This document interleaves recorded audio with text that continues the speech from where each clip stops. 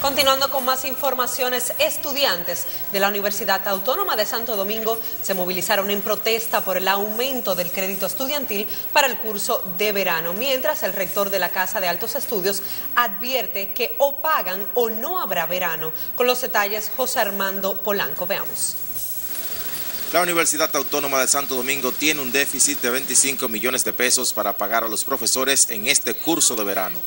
Como alternativa, se adoptó la medida de aumentar el crédito para cumplir con los maestros, ya que el gobierno no destinó el dinero para cubrir la matrícula. Pagan los estudiantes lo que cuesta el verano, primera opción. Segundo, o se recibe el apoyo público. Tercero, o los profesores lo dan gratis. La decisión movilizó inmediatamente a los estudiantes, quienes iniciaron una jornada de protesta frente a la rectoría. Nosotros nos preguntamos, si la autoridad universitaria no tienen dinero con qué pagar el verano, ¿por qué sí tienen dinero para gastar más de 180 millones de pesos al año en nómina de botella? En todo el campus universitario se observaron a grupos de estudiantes disgustados por la decisión, mientras otros se movilizaban. Con esta medida, algunos estudiantes tendrán que pagar miles de pesos para cubrir el sueldo de los maestros. Si la sesión es, por ejemplo, la administración 423 que tiene 3 alumnos, ¿verdad? Esa sesión, ellos 3, con la tarifa de 40 pesos, pagan 480. Pero al profesor hay que pagarle 30.528. La diferencia serían 30.048 pesos. Los bachilleres expresan que este es el inicio de la lucha, mientras la rectoría sostiene que no tiene otra alternativa. Para este jueves, las autoridades tendrán una asamblea donde el tema podría ser tratado. José Armando Polanco, Noticias Telemicro.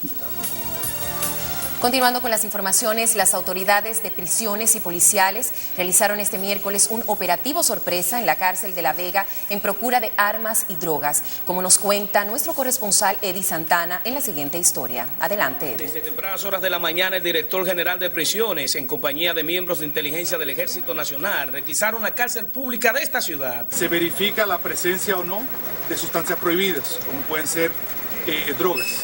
También se verifica la presencia o no de objetos cortopunzantes que pueden ser utilizados luego como arma blanca. Dentro de los pabellones fueron encontradas armas blancas, sogas, jeringas, entre otros objetos cortantes. Estos objetos pueden ser usados como armas blancas, producir heridas e incluso la muerte de algunos internos en caso de que se desarrollen riñas en el penal. En tanto que el encargado de inteligencia del Ejército Nacional ve como normal este tipo de actividad en los recintos penitenciarios. Son requisas de rutina.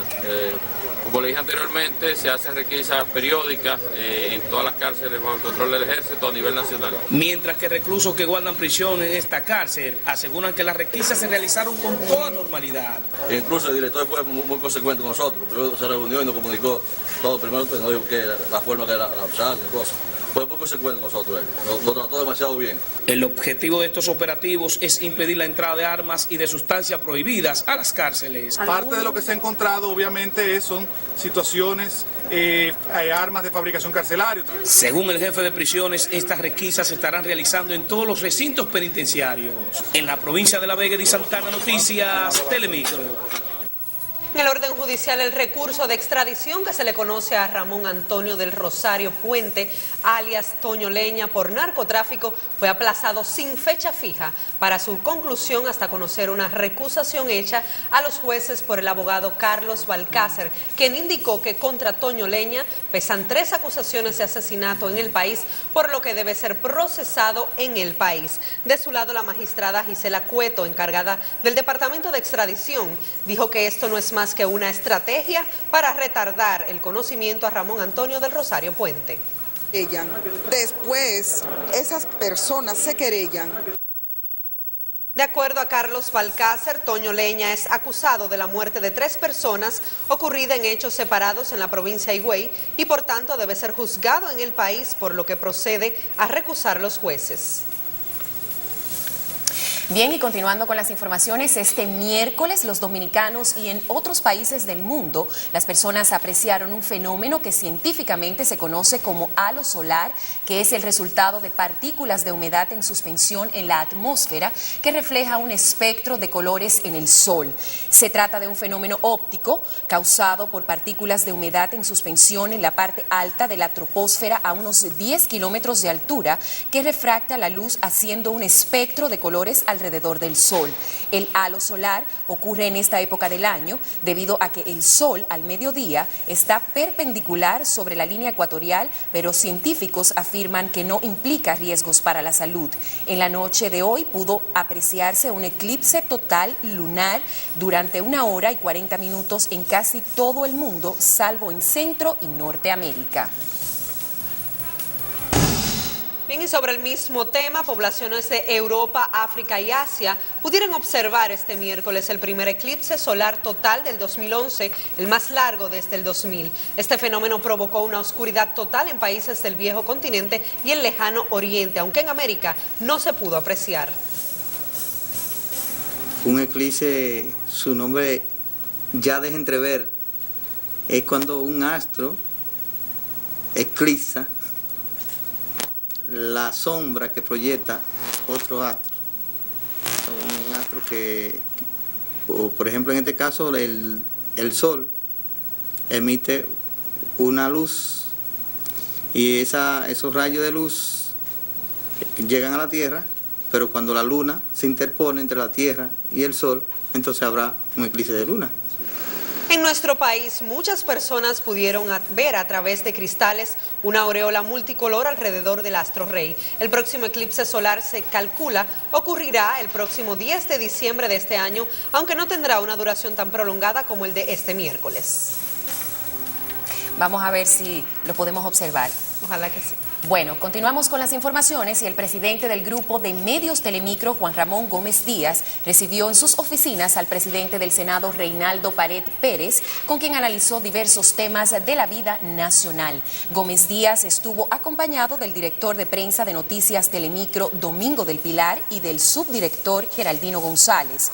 Asimismo, el elenco de presentadores del programa matinal, Laura Castellanos, Percio Maldonado y Johnny Vázquez, participaron en la actividad que culminó con un almuerzo.